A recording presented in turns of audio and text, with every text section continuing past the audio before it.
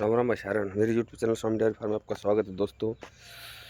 कैसे हो दोस्तों? ठीक हो? आशा करता हूँ सारे भाई ठीक होंगे। तो हमने सुबह सुबह काम स्टार्ट कर दिया है और दलिया निकाल देंगे।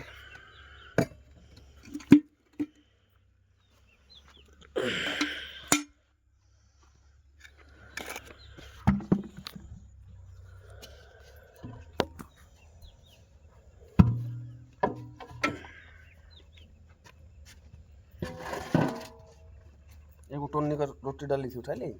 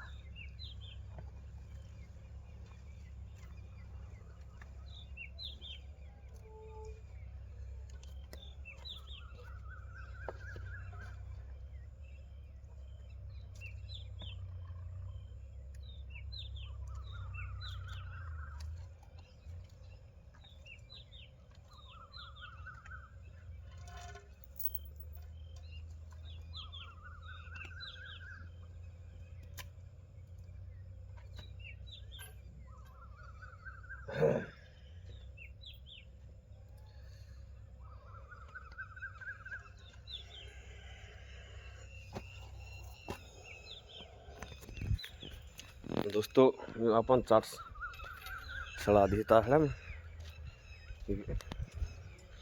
पशुओं अपने स्थान पर लेकर बांध देंगे, उनका हरा सूखा मिला के फिर चाट मिला के उन्हें दूध निकालेंगे।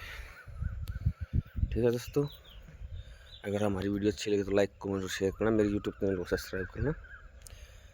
राम राम, जय श्री राम, गुड मॉर्निंग।